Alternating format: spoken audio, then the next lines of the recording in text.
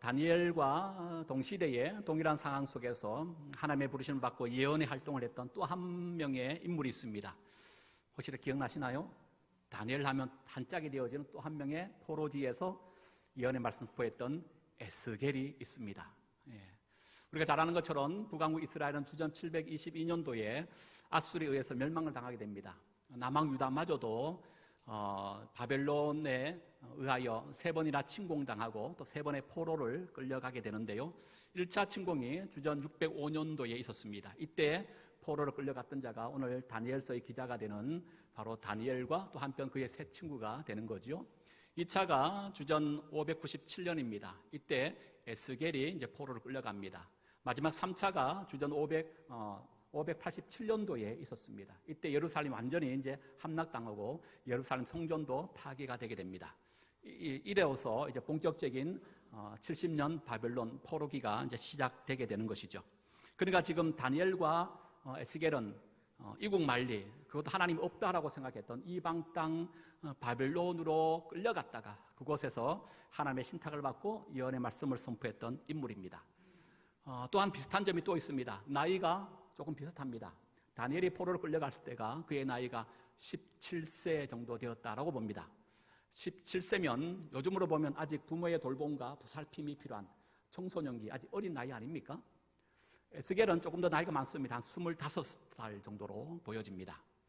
그러나 차이점이 있습니다. 둘 모두 바벨론으로 포로로 끌려갔지만 포로지에 그들이 취했던 상황과 환경은 사뭇 좀 다릅니다. 다니엘은 우리가 잘 아는 것처럼 왕의 음식을 먹고 왕의 옷을 입고 왕궁에 살고 바벨론의 최고의 학문을 배우는 그 자리에서 하나님의 부르심을 받았다면, 에스겔은 포로에 끌려갔던 이스라엘 백성들과 함께 이 그발 강가라고 하는 곳에서 이 내륙으로 수로를 만드는 노동자로서 그 삶을 살아가게 됩니다. 여러분, 말이 노동자지 포로를 끌려간 입장에서는 뭐 노예의 삶 아니겠습니까? 그러니까 같은 포로로 끌려가는 상황이지만 그러나 그들이 이 부름받았던 환경과 내용은 이렇게 서로 좀 사뭇 다르다라고 하는 겁니다. 저는 말씀을 준비하면서 갑자기 이런 생각이 들었어요. 이렇게 두 가지의 이제 극명한 상황이 펼쳐지고 있는데, 그렇다면 내가 만약에 그 두 자리에 섰을 때 신앙을 지키고 하나님께 나에게 맡겨주신 바 그 사명 이루기 위함에 조금 더 적합하고 좀 쉬운 자리가 어디일까? 한번 생각해 보시기 바랍니다. 짧은 시간이지만 다니엘은 지금 포로로 끌려갔지만 그는 어디에서 있었다고요? 왕궁에서 부름받았습니다. 그럼 반대 에스겔은요, 같은 포로지였지만 그는 고생의 떡과 고생의 물을 마시는 고난의 현장 가운데 있을 때 그가 부름받았다는 거예요. 이렇게 극명한 두 상황 속에서 여러분들이 만약 처하고 있다, 그러면 어떤 환경과 어떤 상황 속에 있을 때 내 믿음을 지키고 내 믿음을 바랄 수 있는 조금 더 나은 환경이라고 얘기할 수 있을까라고 하는 거예요. 여러분, 다니엘 같습니까? 아니면 에스겔 같습니까? 여러분 같았으면 어느 쪽을 택하겠습니까? 많은 경우 우리는요, 좋은 환경, 좋은 상황 속에서 더 믿음이 좋고 하나님께 나에게 맡기신 바 사명을 더 잘 이룰 수 있는 곳이 아니겠는가? 이렇게 생각할 경우가 많지 않나요? 그러나 여러분, 완전히 정반대입니다. 여러분, 에스겔을 한번 보십시다. 에스겔은 낮에는 이런 강제수로의 포로로 끌려가 노예 생활을 합니다. 얼마나 고단한 인생이겠습니까? 그래서 저녁이 되면 그들이 포로를 끌려갔던 이스라엘 백성과 함께 그발 강가에서 이 고국인 예루살렘을 바라보고 애곡과 애통의 슬픈 노래를 부릅니다. 그리고 그 자리에서 이 에스겔은 선포하는 거예요. 여러분, 조금만 힘을 내십시다. 하나님은 살아계십니다. 하나님이 오늘 또 우리와 함께 하십니다. 하나님 결코 여러분을 떠나거나 버린 것이 아닙니다. 저 멸망하지 않을 것 같은 제국 바벨론, 하나님 반드시 심판하실 것입니다. 그리고 우리를 다시금 고국 예루살렘으로 귀향케 하실 것입니다. 고난과 아픔의 현장 가운데 있는 이들을 위로하고 그들을 건면하며 하늘의 비전을 전하는 것은 어쩌면 그렇게 어려운 일이 아닐 줄 모릅니다. 그러나 정말 어려운 현장이 어디일까요? 여러분, 우리의 믿음이 언제 그렇게 뜨겁고 믿음이 발동하던가요? 내 삶이 아무런 문제가 없고 내 삶이 행복할 때 그러던가요? 아니면 고난과 아픔이 현장에 있을 때 내 삶이 더 발동하는 일들이 더 많던가요? 예. 에스겔의 현장에 있을 때 사실은 여러분 믿음이 더 생겨요. 그렇지 않던가요? 그럼 신앙 한번 점검해 보세요. 그 다니엘이요, 좋은 환경, 좋은 상황 속에 있다고 그가 믿음을 지키고 하나님의 더 뜨거운 믿음으로 섰을 것이다, 그렇게 함부로 재단하거나 말하기가 쉽지가 않더라는 거예요. 그렇다고 여러분 제가 에스겔 선지자를 폄하하는 것은 아닙니다. 두 가지 상황 속에 우리의 입장을 한번 살펴보면 어디가 조금 더 신앙생활 또 주신 사명 감당에 좀 더 용이한 환경이 될까라고 한번 생각을 해본 거예요. 여러분 이것은 지금까지의 전 세계 교회사를 봤을 때도 뭐 금방 확인할 수 있는 바가 아닌가 생각합니다. 기독교 국가라고는 유럽을 한번 보십시오. 교회들마다 텅텅 비었습니다. 교회에 차는 것은요, 예배의 찬양의 소리가 가득한 것이 아니고 이제 관광지가 되어져서 관광지에 믿지 않는 사람들의 그 관광의 명소가 되고 말았습니다. 남의 얘기할 필요가 없죠. 우리나라 한번 보십시오. 한국의 교회들 70년대, 80년대 부흥을 우리가 함께 경험했습니다. 그럼 지금 어떻습니까? 이제는요, 이 정상을 이제 꼭지로 찍고 나서 현상 유지의 수준을 넘어서 퇴락의 길을 걸은 지가 제법 오래되었습니다. 왜 그럴까요? 저는 곰곰이 그 이유를 한번 생각해 볼 때 저는 GDP의 성장이 중요한 한 몫을 한 것 아닌가. 그렇지 않습니까? 소위 우리나라 보릿고개 시대, 못 먹고 못 살던 시대에는요, 여러분 우리가 갈 수 있는 곳이 별로 없었어요. 교회가 그 중요한 우리가 갈 수 있는 장소가 되었지 않습니까? 그런데 지금은 어때요? 교회가 아니더라도 우리의 마음을 뺏고 우리의 시선을 사로잡는 것이 세상에 너무 많더라는 거예요. 또 한편 여러분 못 먹고 못 사던 시대는요, 그때는 하나님을 의지할 수밖에 없는 상황이었어요. 그렇죠? 그 지금 어떻습니까? 굳이 하나님 없어도, 하나님으로 인하지 아니하고도 너무나 세상이 잘 돌아가고 또 잘 먹고 잘 사는 시대가 되어버린 것 같아요. 하나님을 더 이상 찾지 않아요. 제가 어릴 적만 하더라도 초코파이 하나만 주면 아이들이 교회에 구름대처럼 모여들었어요. 지금 어떻습니까? 물론 인구 절벽의 현상도 한복합니다만은 요즘 아이들요, 초코파이 주면 아니 더 이상의 것을 줘도요 코웃음 칩니다. 그러니까 여러분 우리가 다니엘을 그렇게 보면 안 된다는 거예요. 좋은 환경, 좋은 상황 속에서 하나님의 부르심을 받았으니까 더 믿음 지키고 주신 사명 더 잘 감당할 수 있는 그런 환경이었겠구나, 그렇게 얘기해서는 안 된다는 거예요. 저도 보니까요, 이제는 그래서 사탄이 좀 전략을 바꿨다 그러잖아요. 예수를 십자가에 못 박히기만 하면 그를 따른 제자들이 뿔뿔이 흩어질 줄 알았더니 정작 예수는 십자가에 못 박혔더니 제자들은요 순교하면서까지 예수를 따르고 복음 전하는 사람이 되더라는 거예요.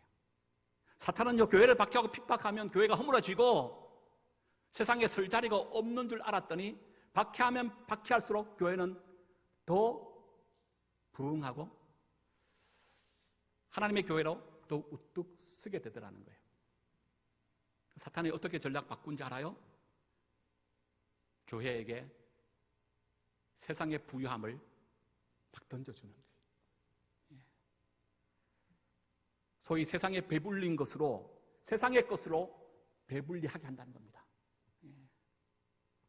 그래서 하나님 없이도 굳이 기도하지 아니하도, 굳이 하나님 찾지 않아도 너무나 풍요롭고 너무나 안정적이고 너무나 삶 속에서 평안함의 삶을 살도록 만든다는 거예요.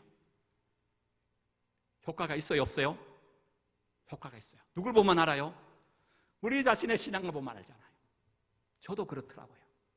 전 4대째 믿는 가정이 태어났습니다. 박해와 핍박은 없었습니다. 도리어 교회 안 가면 난리 나는 거죠.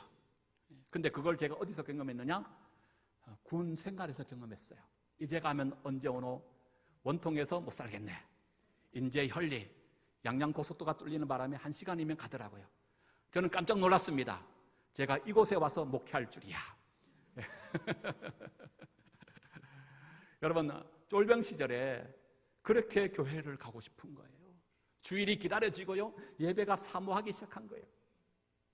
그리고 여러분, 예배 드릴 때마다 눈물이 나요. 너무나 간절했기 때문에 그래요. 근데 정작 저희 믿음이 언제 사그레졌느냐? 말년 병장 때. 교회가 귀찮아져. 와, 또 주일이야? 머리 빨리 돌아와. 왜요? 내후반 생활이 너무 편하기 때문에 그렇더라고요. 여러분, 그렇습니다. 지금 다니엘은 왕실이라고는 최고의 환경이었지만 믿음 지키기 훨씬 더 어려웠고, 너무 환경이 좋아서 하나님을 찾지 않아도 되는, 도리 하나님을 잃어버려야 살기 편한 그런 상황 속에 있었다는 거예요. 그런데 그 상황 속에서 17세 그 어린 다니엘은요, 하나님에 대한 신실한 믿음을 지켰을 뿐만 아니라 모든 것이 풍족한 제국 바벨론 그 한복판에서 하나님 나라를 꿈을 꿨고 그 하나님 나라를 이루어갔던 인물이 오늘 본문의 다니엘입니다. 특별히 자녀를 둔 부모 여러분, 저도 자녀가 있습니다만은 부모된 여러분께서 자녀를 위하여 무엇을 기도하고 앞으로 우리 자녀가 이렇게 성장했으면 좋겠다라는 바람이 있잖아요. 그게 과연 무엇입니까? 물론 부모로서 세상 속에 우리 자녀가 우뚝 세워지고 성공하고 출세하고 세상에 염려 걱정 없이 잘 살아가는 것 물론 중요합니다. 그러나 그보다 더 중요한 것, 우리가 놓치지 말아야 할 것은 우리 아이들이 지금 서 있는 그 자리로부터 아이들이 유혹거리 너무 많아요. 우리 아이들이 신앙 지키기가 참 어려운 시대에 살고 있습니다. 우리 아이들이 지금 서 있는 그 자리로부터 그들이 믿음 생활 잘할 수 있도록, 최소한 주의를 성수할 수 있도록, 조금 더 나아간다면 하나님께서 우리 아이들 각자에게 주신 하나님의 사명이 뭔지 알고 그 사명 이루어가는 우리 아이들로 자라날 수 있도록 부모는 우리가 기도해야 될 줄로 믿습니다. 자녀만 그러면 됩니까? 우리도 마찬가지여야 되지요. 가끔 이런 분 계실 수 있습니다. 아이, 바빠서, 내가 너무 좀 어려운 가운데 있어서 좀 환경이 좋아지고 내 삶이 좀 여유로워지고 좀 풍요로워지면 그때 좀 열심히 하겠습니다. 그렇게 가끔 말씀하는 분이 계셔요. 뭐 충분히 저는 그 심정과 마음을 이해합니다. 그러나 중요한 것은요, 내일은 내 시간이 아니더라고요. 내일은 보장받을 수 있는 시간이 아니에요. 오늘 내가 서 있는 이곳으로부터 온전한 섬김을 하지 못하면요, 내일 섬기겠다. 여러분, 내일 그것이 주어지고 내 바람대로 되어지면요, 그때는 섬기지 못할 일들이 지금은 하나인데 그때는 핑계거리가 열이 되고 백이 돼요. 그래서 하나님 우리에게 요구하시는 뭘까요? 내가 몸담고 서 있는 지금 이곳, 그 환경이 어땠든지 간에 그것과 관계없이 하나님은 오직 내가 선 지금 이곳으로부터 하나를 바라보기를 원하셔요. 누구처럼요? 다니엘처럼이라는. 17세 어린 다니엘도 그걸 했어요. 그렇다면 우리는 마땅히 감당해야 될 줄로 믿습니다. 1절 한번 볼까요? 1절 읽어봅니다. 1절 시작. 유다왕 시작. 베드로는 느부갓네살이 예루살렘에 이르러 성을 에워쌌다. 여기 보면 이제 다니엘서의 배경이 나오고 있는 유다의 한 왕 이름이 나오죠. 누굽니까? 유다왕 여호야김입니다. 여호야김, 여호야긴, 시드기야. 시드기야 유다의 마지막 왕입니다. 그러니까 유다에는 모두 20명의 왕이 세워지는데 이 여호야김은 제18대 왕이 됩니다. 이 여호야김은 한마디로 가장 므낫세와 더불어 악한 왕이라고 평가받습니다. 왜냐하면 그는 하나님을 의지하지 아니하고 애굽을 의지한 겁니다. 또 한편 그는 선지자 우리아를 죽였습니다. 예레미야가 기록한 예언의 두루마리를 불태웠습니다. 이에 예레미야는 여호와김에 대하여 이렇게 말합니다. 예레미야 22장 17절. 그러나 내 두 눈과 마음은 탐욕과 무지한 피를 흘림과 악박과 포악을 행하려 할 뿐이니라. 그가 끌려서 예루살렘 문 밖에서 던져지고 나귀같이 매장함을 당하리라. 그리고 예레미야 여호와김에 대하여 그의 비참하게 죽게 되지만 그 누구도 그 어떤 백성도 왕의 그 죽음 앞에 애통하거나 슬퍼하는 자가 없을 것이라고까지 말합니다. 왜 그럴까요? 그만큼 이 왕이 악했기 때문입니다. 오늘 다니엘서는 바로 이런 여호와김이 다스린 지 3년이 되어지는, 정확하게는 주전 605년입니다. 605년도에 어떤 일이 벌어졌다고요? 오늘 본문에 보니까 바벨론 왕 느부갓네살이 예루살렘을, 그 성을 에워쌌더라라는 거예요. 그리고 오늘 다니엘서는 예루살렘의 1차 침공과 포로가 있는 그 역사적 암울한 현장 가운데로 우리를 인도하고, 오늘 다니엘서 1장은 그것을 우리에게 보여주는 것으로부터 다니엘서 1장이 시작되고 있다는 사실이에요. 그리고 2절을 계속 한번 볼까요? 2절입니다. 시작. 주께서 유다왕 여호와김과 하나님의 전 그릇 얼마를 그의 손에 넘기시매 그가 그것을 가지고 신할 땅 자기 신들의 신전에 가져다가 그 신들의 보물 창고에 두었더라. 여러분, 여기 보니까 이 바벨론 왕 느부갓네살이 이제 1차 침공을 합니다. 그때 우리가 잘 아는 것처럼 뭐 뒤에 나옵니다만은 이 다니엘과 그의 세 친구가 대표적으로 이제 포로로 끌려간 것 아닙니까? 그들만 끌려간 것이 아니에요. 49,897명이나 되는 이스라엘 백성들이 이제 포로로 끌려갑니다. 그 중에 그 세 사람이 포함된 거예요. 그런데 사람만 포로로 끌려간 것이 아니더라고요. 오늘 2절에 무엇도 가져갔다라고 말하고 있죠? 하나님의 전 그릇을 가져갔다는 거예요. 하나님의 전 그릇입니다. 그 제사 드릴 때 사용되어지는 성물을 말하고 있는 거예요. 십계명 제2계명 기억나시나요? 너를 위하여 우상을 만들지 말라라고 하는 계명의 말씀입니다. 그러면서 하나님께서 부연 설명을 좀 더 구체적으로 말해요. 그 우상이 뭐냐? 하늘 아래에 있는 것이나 땅에 있는 것이나 땅 아래 물에 있는 것에 그 어떠한 형상으로도 빚어 만들어 그걸 하나님처럼 섬기거나 절하지 말아라. 그 십계명의 2계명의 우상은요, 우리가 생각하는 타 종교를 믿는 것을 말하지 않아요. 그 당시에 고대의 세계의 나라들이 다 우상을 섬겼습니다. 신을 믿었다는 거예요.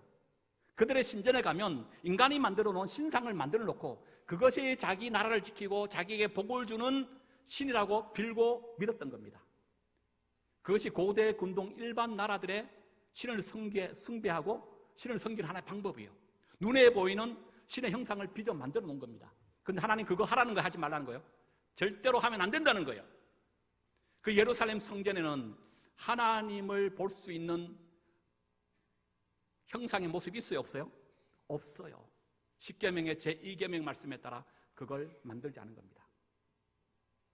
여러분, 제가 몇 번 말씀드렸습니다마는 고대사의 전쟁은요, 그냥 국가와 국가의 전쟁을 뛰어넘습니다.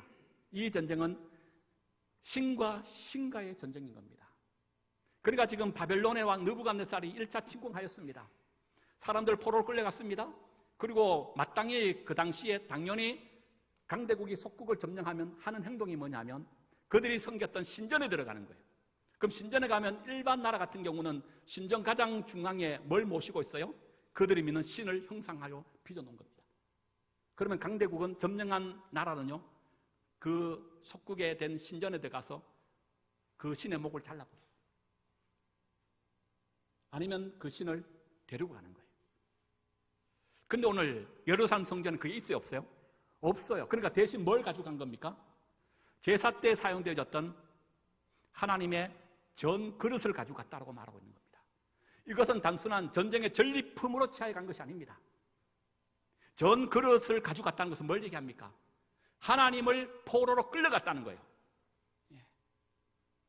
그리고 그 전 그릇을 어디에 둡니까? 신할 땅 자기 신들의 신전에 가져다가 그 신들의 보물 창고에 두었다는 겁니다. 1차적으로 여러분 그 우상의 신상, 이 신전의 그릇을 가지고 가서 그들이 한 행동이 뭐라고요? 그들이 섬기는 신전에 그걸 두는 겁니다. 무슨 행위입니까? 우리 바벨론에 주시는 마루두기, 이스라엘에 주시는 야훼 하나님을 이겼다. 깨부쉈다는 거예요. 그걸 상징적인 행동으로 보여주는 행위예요. 만천하 고대 사회의 많은 사람들에게, 많은 나라에게 이걸 공개하고 있는 겁니다.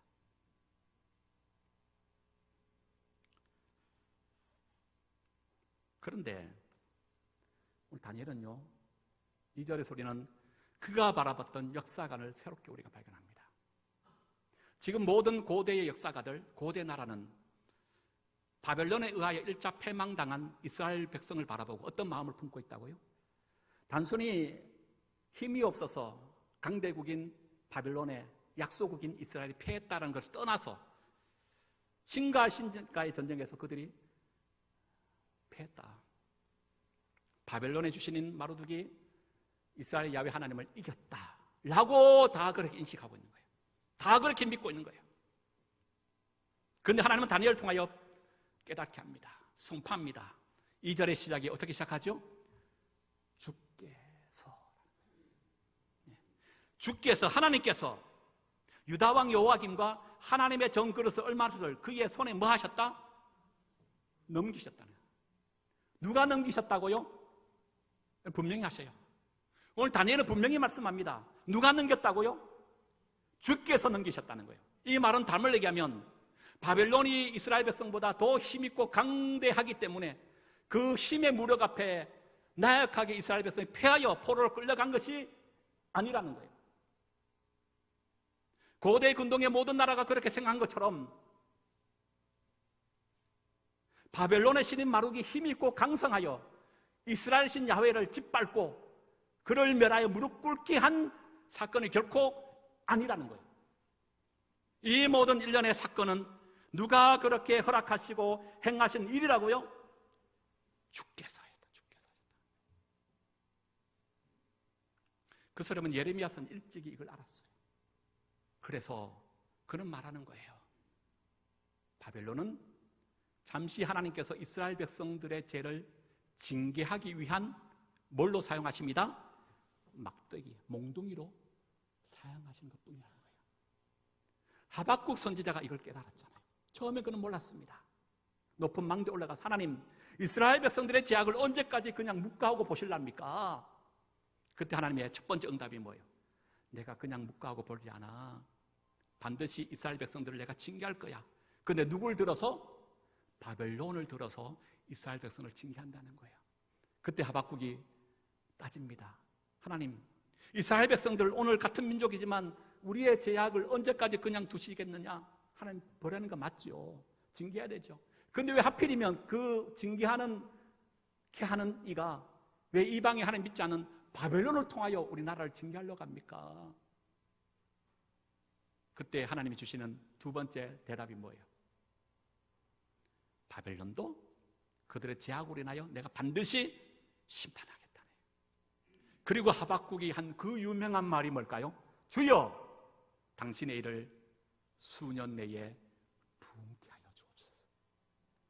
당신의 계획을 속히 이루어 주옵소서. 3장 2절에 나오잖아요. 여러분, 이것은 교회 부흥을 말하고 있는 게 아니에요. 내용을 모르면 교회 부흥의 내용의 근거로 막 이 말씀하는 결코 그렇잖아요. 바벨론 하나님 뭐 하시다? 심판이다. 그럼 바벨론이 지금 누구 손 안에 있다? 하나님의 손 안에 있다는 것을 하박국이 안 거예요. 다니엘 알았을까요? 몰랐을까요? 알았어요. 당장 한 장 넘어가면 2장에 나와요. 2장 한번 볼까요?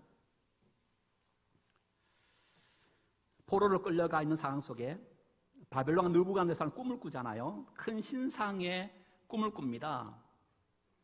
꿈을 꿨더니 여러분 어떤 큰 신상입니까? 2장 32절 한번 볼까요? 32절입니다. 시작. 그 우상의 머리는 순금이요, 가슴과 두 팔은 은이요, 배와 넓적다리 노시요, 그 종안이 새요, 그 발은 얼마는 새요, 얼마는 진흙이더라. 네. 그렇죠? 그리고 어떻게 합니까? 또 왕이 보신즉 손대지 아니한 돌이 나와서 신상의 그 새와 진흙의 발을 쳐서 부숴버리는 거예요. 우상을 다 깨뜨려 버렸습니다. 그리고 그 깨뜨린 돌이 태산을 이루었는데 온 세계에 가득하더라. 이런 느부갓네살의 꿈을 꾼 겁니다. 다니엘이 그 꿈을 해석하고 또 설명하는 거예요. 그것이 36절에 쭉 나와요.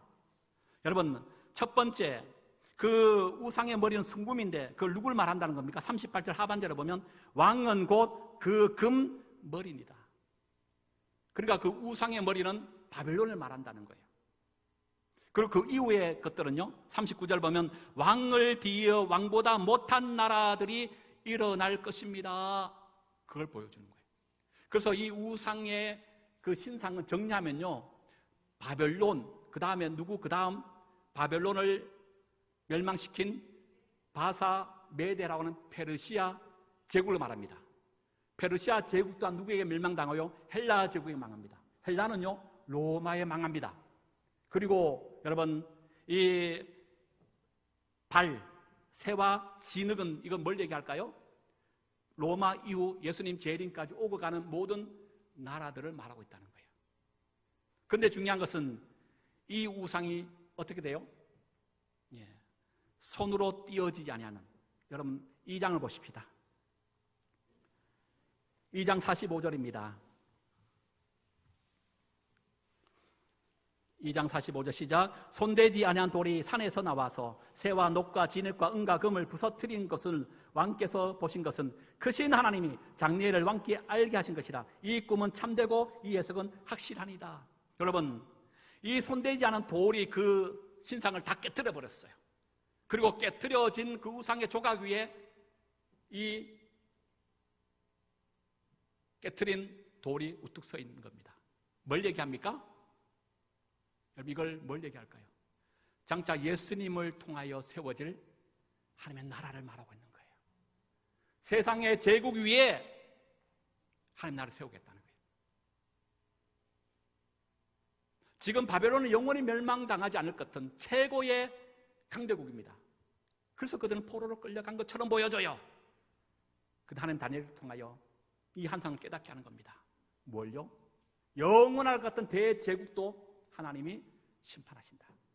그리고 이 세상의 나라 위에 무슨 나라 세워요? 하나님 나라 세우겠다. 누굴 통하여? 예수 그리스도를 통하여. 한번 따라 하실까요? 세계사의 주인은 하나님이십니다. 하나님만이 참된 왕이십니다. 여러분 믿습니까? 대통령 헌재 심판이 왜 이렇게 늦죠? 국정이 혼란 가운데 빠지는 것 같습니다. 미국 트럼프 2기가 들어서면서 보이지 않는 총성의 무역 전쟁이, 경제 전쟁이 벌어지고 있어요. 자국에서 생산되지 않는, 만들지 않는 자동차의 모든 관세, 부품 25% 4월 3일부터 문 닫잖아요. 가장 큰 타격을 받는 나라가 우리나라더라고요. 북한은 연일 러시아와 손을 잡고 고도의 전쟁의 무기를 더 만들고 있는 것 같습니다. 이 암울한 한국의 정황의 역사 가운데 우리 살펴보면 참 한탄하기 짝이 없습니다. 그러나 그때일수록 우리 누굴 바라봐야 돼요? 여러분, 외교를 하지 말라는 말이 아니에요. 외교 잘해야 돼요. 중요한 것은 그게 전부가 아니에요. 그럼에도 불구하고 이 나라 인민족을 통치하시고 다스리시는 참된 왕은 누구시다? 하나님이시다. 우리나라의 내일의 운명은 미국에 달려있는 게 아닙니다. 북한의 손에 있는 게 아니에요. 하나님의 손에 있는 줄로 믿습니다. 그래서 우리는 하나님께 나와 기도하는 거예요. 하나님의 거룩한 뜻이 이 대한민국을 통하여 일어날 수 있도록, 하나님의 살아계심이 만천하에 드러나고 나타나는 곳에 우리가 쓰여질 수 있도록 주님 앞에 더 바라보는 이유가 여기 있는 거죠. 나라만 그렇습니까? 개인도 마찬가지고 가정도 마찬가지고 교회도 그래야만 합니다. 세계사의 왕은 우리 주님이십니다. 그리고 3절과 4절 본문 다시 돌아옵니다.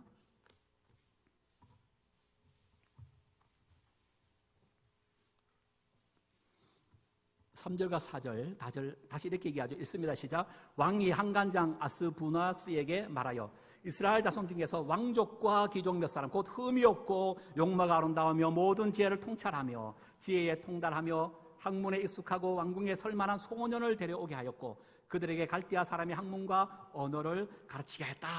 여기 보니까 이제 그 중에 누가 여기 포함됐다고요? 다니엘과 세 친구가 포함된 겁니다. 그러니까 49,897명 가운데 특별하게 이런 왕족과 귀족의 아이들 몇 사람을 뽑은 거예요. 그렇다면 이들이 지금 포로로 끌려간 거잖아요. 그럼 또 다시 원론적인 질문. 이들은 포로로 끌려간 겁니까? 하나님께서 포로지로 잠시 보낸 겁니까? 여러분 어떻게 생각하세요? 세상의 눈으로 그냥 일반 인류 역사적으로 보면 그들은 끌려간 거예요. 잡혀간 거예요. 그러나 다니엘은 그렇게 말하지 않아요. 주께서 넘기셨다는 거예요. 곧 포로지로 끌려간 이들 또한 하나님께서 예루살렘에서 어디로? 바벨론으로 보내신 줄로 믿습니다. 보내신 거예요. 끌려갔다라고 하는 것 같고 보내심 받았다는 것은 생각이 달라질 거예요. 그들이 바라보는 세계관과 삶의 목적성과 방향성이 달라지지 않겠습니까? 끌려갔다는 거는요, 아이고 하나님이 줬구나. 그래서 그들이 포로로 끌려갔을 때 여러분 처음에 신학적 딜레마, 신앙의 딜레마가 뭐냐면 하나님이 우리를 버리신 것 정말 아닌가? 왜냐하면 그들도 고대의 역사 가운데 한 나라 가운데 있었기 때문에 그래요. 그들도 세계사 속에서의 인류 일반 역사의 그 세계관, 역사관을 무시할 수 없었기 때문에 그래요. 야훼 하나님의 유일신을 믿고 있지만 그들은 여전히 세상 사람들이 다 그래 보니까 정말 하나님께서 힘이 없어서 바벨론의 신에 의하여 죽임당하거나 패배당하여 우리가 허무하게 이렇게 끌려온 것 아니냐? 이렇게 시작했더라는 거예요. 그런데 다니엘은 1차 포로로 끌려간 그들에게 분명히 말해요. 그렇다니다? 결코 그렇지 않다. 하나님은 너희들을 어디로? 바벨론으로 잠시 보낸 것 뿐이다는 거예요. 여기서 우리는 성도된 우리의 정체성을 발견합니다. 여러분, 성도가 누굽니까? 세상 가운데 구별되어 따로 세워진 자라는 뜻이 성도라는 뜻입니다. 여러분, 우리는 아무도 살지 않는 깊은 산중의 사막 한가운데서 구별된 자가 아니에요. 세상 한복판에서, 세상의 중심에서부터 그곳에서 보내져서 그곳에서부터 구별된 자들이 성도라고 하는 겁니다. 그래서 교회는요, 절처럼 깊은 산중에 세워져 있지 않습니다. 세상 한복판에 교회를 하나님이 세우셨습니다. 왜 그럴까요? 우리는 세상에 보냄받은 자들이기 때문에 그렇습니다. 이 세상이 하나님의 일하심의 역사 무대이기 때문에 그렇습니다. 우리의 참된 왕이신 예수님도 하나님 아버지로부터 세상 가운데로 보냄받으셨기 때문에 그렇습니다. 그래서 요한복음 17장 15절 예수님께 십자가를 지시기 전에 이렇게 말씀하셨습니다. 내가 비옵는 것은 그들을 세상에서 데려가기를 원함이 아니요. 예수님 십자가에 달려 돌아가시면서 제자들과 밑에 함께 우는 이들을 향하여 말합니다. 내가 너희들을 세상 가운데 데려가기 위함이 아니다. 다만 악에 빠지지 않게 하기 위함이다. 요한복음 18장 18절 예수께서 또한 이렇게 계속 말씀하십니다. 아버지께서 나를 세상에 보내신 것 같이 나도 그들을 세상에 보냈다라고 말해요. 마태복음 28장 18절과 20절 예수께서 나와 말씀하여 이르시되 하늘과 땅의 모든 권세를 내게 주셨으니 그러므로 너희는 가서 모든 민족을 제자로 삼아 아버지가 성령 이름으로 세례를 베풀고 내가 너에게 분반 모든 가르쳐 지키게 하라. 볼지어다 세상 끝날까지 너희와 함께 항상 있으리라. 여러분, 이 말씀을 받은 제자들 세상 가운데로 정말 나갔습니까? 사도행전 8장에 보면요, 그때까지 그들은 세상에 나가지 않았어요. 8장 1절 이렇게 얘기합니다. 그날에 예루살렘에 있는 교회에 큰 박해가 있어 사도 외에는 다 유다와 사마리아와 온 땅으로 흩어지느라. 그리고 4절, 그 흩어진 사람들이 돌아다니며 복음의 말씀을 전했다라고 되어 있어요. 처음에 그도 흩어지지 않았어요. 흩어지지 아니하니까 하나님 어떻게 하셔요? 박해를 통하여 다 흩어버렸어요. 왜요? 우리는 세상 가운데로 보냄받은 자들이기 때문에. 우리가 발 딛고 서 있는 곳은 물론 하늘 영광 바라보고 하늘에 대한 소망을 가지고 있는 것은 중요하지만, 그러나 내가 발 딛고 있는 이 현실을 외면해서는 안 된다는 것 아닐까요?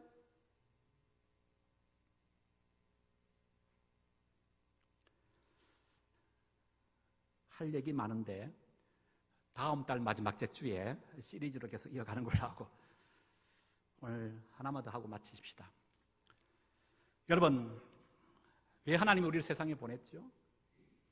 보내심의 목적이 있을 거 아니에요.